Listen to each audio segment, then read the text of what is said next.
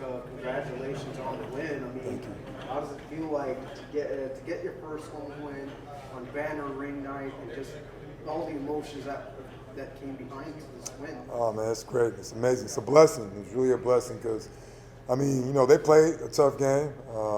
Birmingham was a good opponent, so it was going down to the wire. But our guys were resilient, and it's great for the fans to get that win here on the ring night.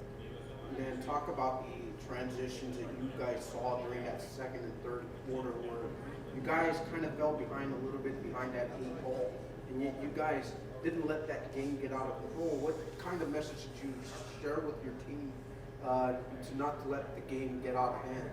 Well, one thing, like, we weren't playing Viper basketball. I mean, yeah, we were on the offensive boards, but we weren't on the defensive boards. They're getting offensive boards left and right, and we can't do that. We got to finish the possession. And number two is, like, you know, offensively, I feel like real confident that we're going to score some points, but we have to play defense. And I think we kind of was up and down the whole entire game, but when we needed stops, we got them. Absolutely. You know, shooting-wise, you guys got really hot from the outside. What was something you saw, like, from an offensive standpoint that allowed the guys to just find that spacing and get the shots up? Well, I told the guys to play off the catch. A lot of times the ball was coming out and they were holding it and then trying to wait. I told them, like, when it kicks out to you, play off the catch and go downhill, then find your teammate. And then, of course, Trevor just, you know, made some tough threes, and that's what he's going to do this season. A very, very good shooter. So, and then, you know, we had a lot of defensive possessions. Like Honest did. I mean, he guarded the whole team in a couple of possessions, and then we got on the break and was able to get easy shots. So I knew, I was like, hey, stick with it offensively, we'll be okay. But defensively, we got to step it up. And the last one for me, I mean, you guys were able to find the boards midway through that fourth quarter. What did you see in that sequence right there that you guys were able to capitalize on second and third opportunities that you guys were able to just go out and finish off the game? Yeah, I mean, you know, that's one thing I told them before the game. Like, against Mexico City, we weren't all 4 or 5 guys going to the boards, and that's what we do. We all crash. And that's one thing I harped on right before the game, and I kept reminding them, like, hey, guys, they're getting offensive rebounds. They're doing what we should be doing, right? So I think Didi and these guys that got in there, I feel like Cassius had a big one. I mean, a couple guys, I think Mustafa had a big one. So it was a team effort. Collectively, they got in there and got a lot of good offensive rebounds for us. Thank you, Coach. Yeah, no problem. Coach, I want to ask you a couple questions. Just first of all, you both have a road game and a home game under your belt as a head coach. Can you talk about those key points in both the road game and home game? Yeah, I mean, you know, we got out to an early start against Mexico City, and, you know, we were attacking the basket, hitting the paint, we were finishing, and then a couple fouls didn't go our way. Then, you know, we didn't have that emotional control as a team to, like, let that go, and the refs kind of got to them, and then we started missing easy shots, and it kind of snowballed after that. And that's something I talked to the guys about, like, we got to have that emotional control. I think today we did that. Like, even though we had adversity, you know, we were able to bounce back and have that emotional control, even with some calls that didn't go our way. And then for me, that was something I wanted to harp on because I probably didn't do a good enough job against Mexico City to harp on that, and I did it today. You talk about the blessing of becoming a head coach. Yes. Just talk about your journey to this point now and just how it's all come through. Nah, it's a blessing. You know, I mean, you know, my mom, my dad, I talk to them before every game, and they always, you know, we always pray together right before the game and give me that blessing. And I'm just thankful. You know, that's what the word is thankful, because I know a lot of people would die to be in my situation, in my position, and God's blessed me with this opportunity. I'm going to take full advantage of it. And I was a player, and I loved the game, and I was fortunate enough to go coach right afterwards. And you know, my mentality as a player, I was a grinder. I worked hard, did all the extra work. I'm doing the same as a coach, and I feel like, you know, hopefully, you know, a lot of good things will come my way. Yeah, last question for me. Through this time of your journey comes mentorship and advice. Just talk about the advice that has been given to you to possibly getting Vipers a 5th championship. Yeah, well, Mr. Cantu said if I don't get one, I'm going to be in some trouble. But he's joking with me. He's joking with me. But nah, it's really like, I mean, I talk to coaches around the league.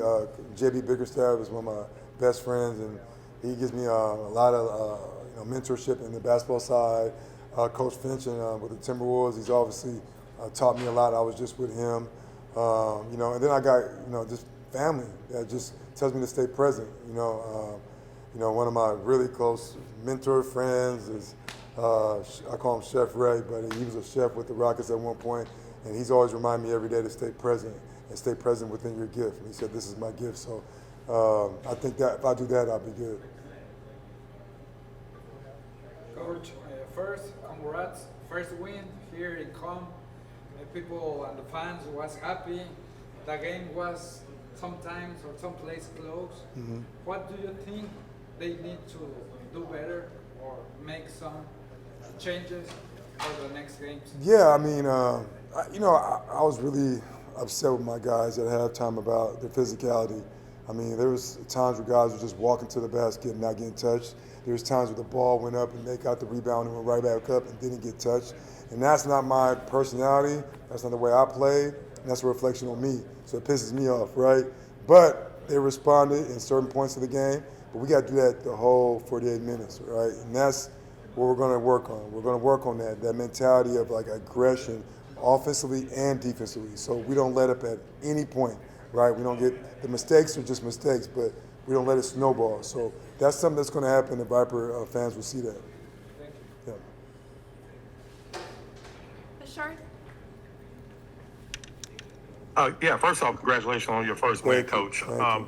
I wanted to ask you, as a head coach, seeing your team be able to pull away late in the game after it's been a back-and-forth struggle all game, what does that mean to you as a head coach, knowing that a lot of what you've been preaching throughout the week finally kind of sunk in at the most important time of the game?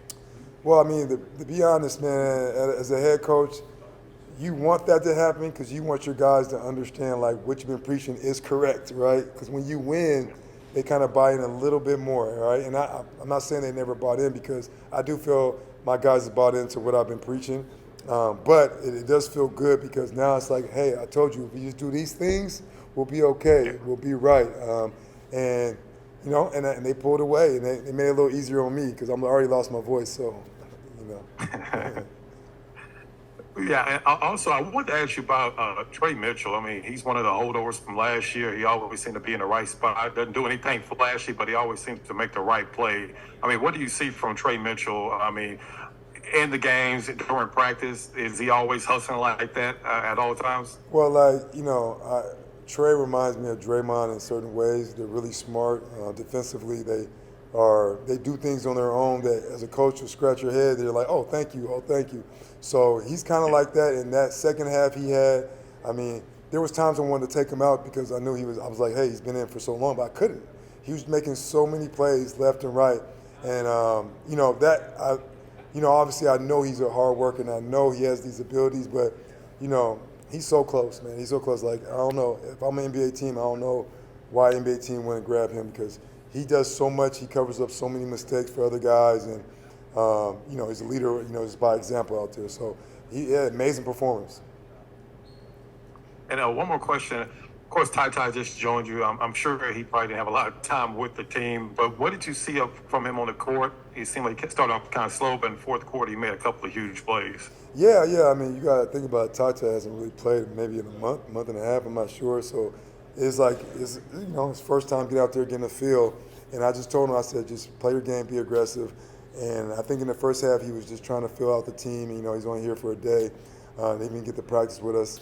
So in the second half, he's like, okay, I kind of know where I can get things. And then him and Trevor got a good synergy together. So I think that second half, he got more in the flow. And I think this experience, the G League experience for him is really important. So I think he's able to expand his game and be able to learn what he needs to improve on and things that he's already good at. So I'm impressed with his performance, and him and Trevor are going to be good together. Thank you, Coach. Appreciate it. Thank you. Thank you, Coach.